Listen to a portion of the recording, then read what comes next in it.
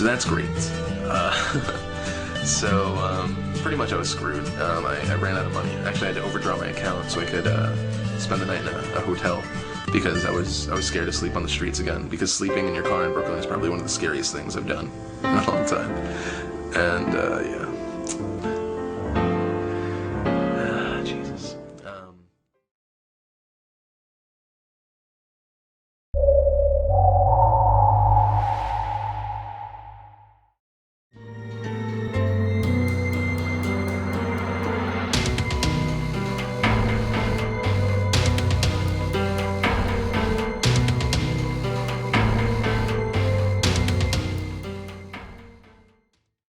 Hey, what's up y'all? It's Drumr828 back with another video, and today I want to talk about how Philip Defranco has handled the fallout since his BetterHelp scandal. So in the last video I talked about, how he came out of the gate swinging. He was ready to defend BetterHelp. He trusted and believed them, claimed that he suspended his sponsorships, although all of his links were still working, and how that didn't even account for all the sponsorships that he had been the middleman for without the person actually knowing it. But I wanted to wait until he went and did his whole trip to go visit the BetterHelp offices and expose, the truth about what was really going on. And I was really expecting like a video or something, because his whole platform is video based and his whole arguments have been made on video. But we didn't get that video. We were all waiting on Defranco's video of his trip to the BetterHelp offices to defend his beloved business partner. And the weekend of his visit came, it passed, and did we get a video? Nope. We only got a Twitter statement from Phil cutting his ties with BetterHelp and then going back to his show like nothing ever happened.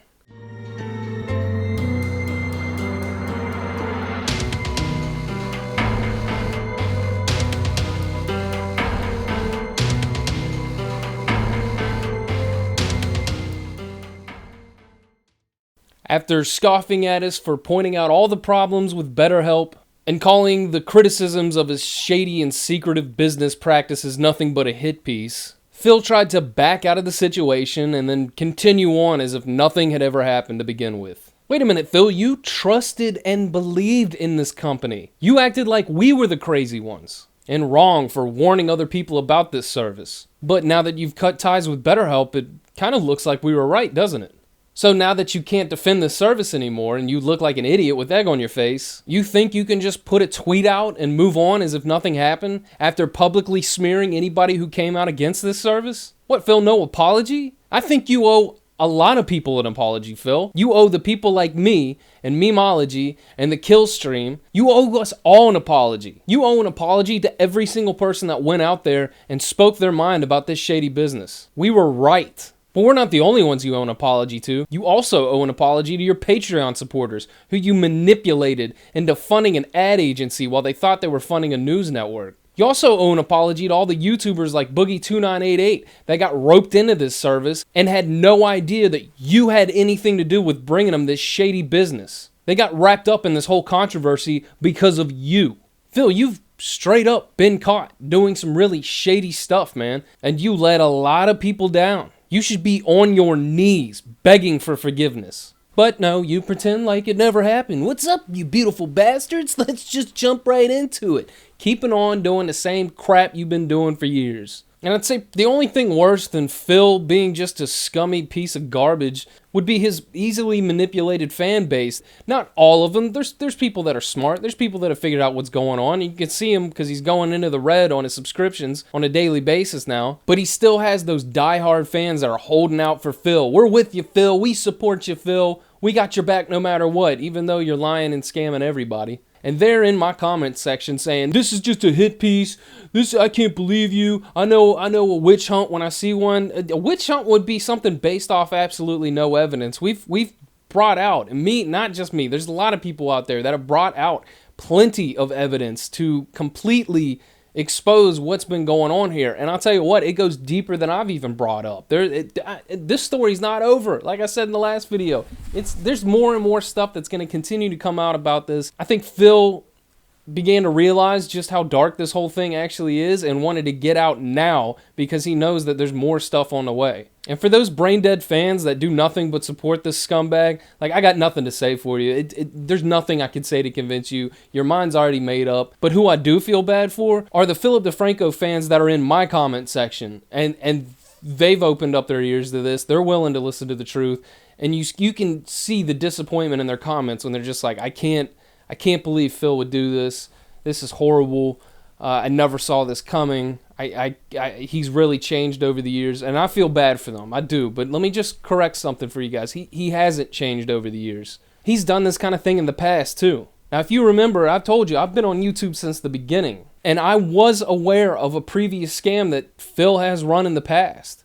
And I was a fool to think that once he had reached his level of success that maybe he had left those shady, scammy days in the past and had maybe become a more moral and upstanding person. He hasn't changed a bit. And you might be asking yourself, well, what are you talking about, Drumr? He scammed in the past? Absolutely, he scammed his fans out of money in the past. Let me refresh everybody's memory. Let's take it back to 2013, to Phil's Draw My Life video.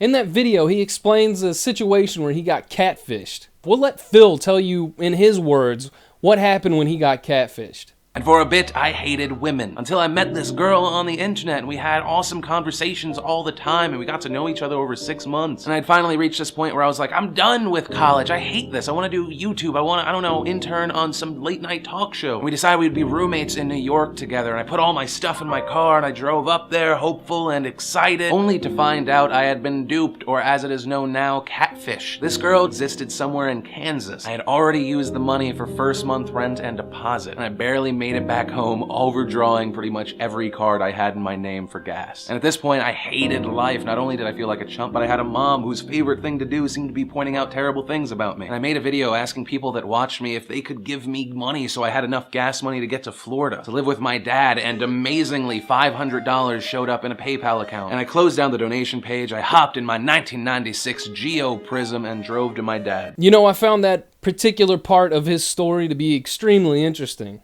because that completely conflicts what he told his fans when that incident actually happened. Long time no see, guys. Today, I just wanted to go ahead and, talk to you about something. This is like the 33rd take, and, I don't know what to say. It's kind of soul-crushing, depressing for me. Kills my pride, so to speak. Yeah, so a lot of people know I was selling stuff to get to New York, pretty much everything except my Mac, my camera, and my clothes. Left Sunday. Got there Monday. Was excited because I was supposed to work on the Philip DeFranco show with a small production crew and some other websites that I was talking to. And no, let's not even go into details because it just makes me angry. I'm just gonna make an ass of myself. Even more so. Everything flopped, which is wonderful because I came home to a big, warm welcome of "I told you so," which is great when your whole family is now behind you. Especially when you have to come back due to no fault of your own. So that's great. Pretty much I was screwed. I ran out of money. Actually, I had to overdraw my account so I could spend the night in a hotel because I was scared to sleep on the streets again, because sleeping in your car in Brooklyn is probably one of the scariest things I've done in a long time. And yeah. So I've been talking to someone, a friend of mine.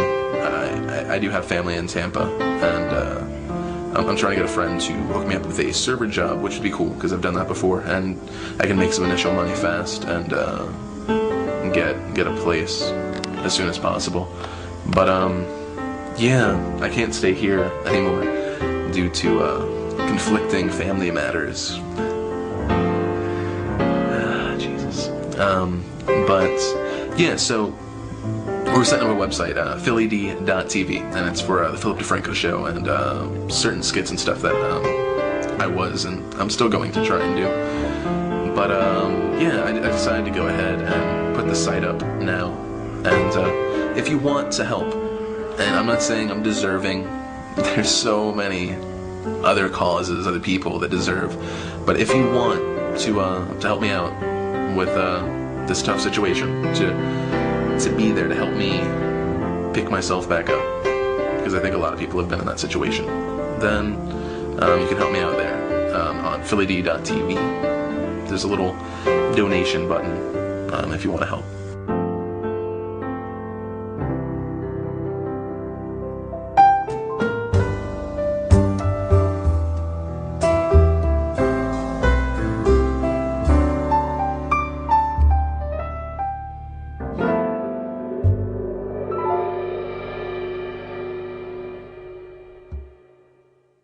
Phil told his fans he was going up to New York to take part in this big business meeting that was going to be really big for his career. I was excited because I was supposed to work on the Philip Defranco show with a small production crew and some other websites that I was talking to. And no, let's not even go into details because it just makes me angry. I'm just going to make an ass of myself.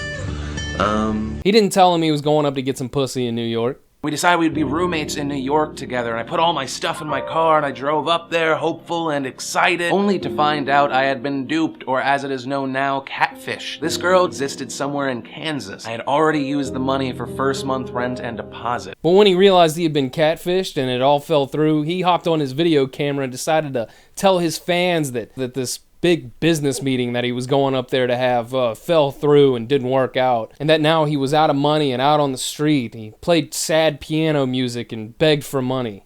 So that's great. Pretty much I was screwed. I ran out of money. Actually, I had to overdraw my account so I could spend the night in a hotel because I was scared to sleep on the streets again, because sleeping in your car in Brooklyn is probably one of the scariest things I've done in a long time. And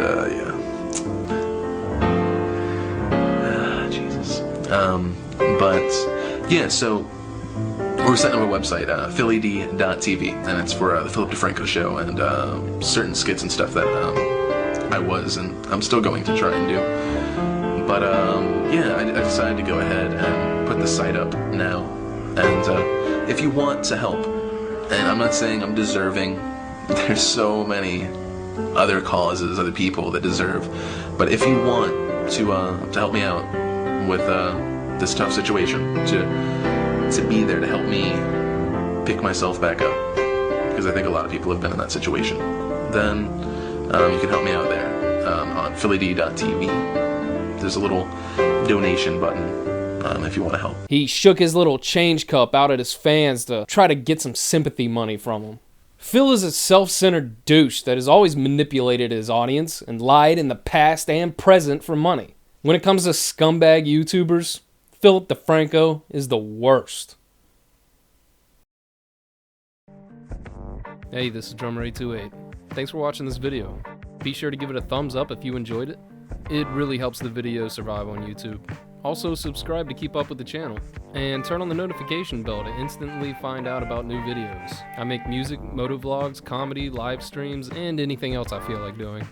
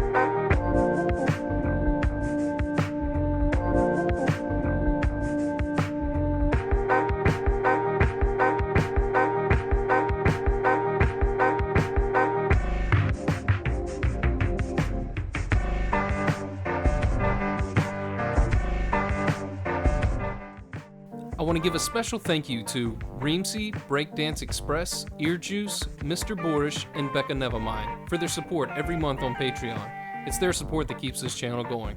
Thank you so much, y'all.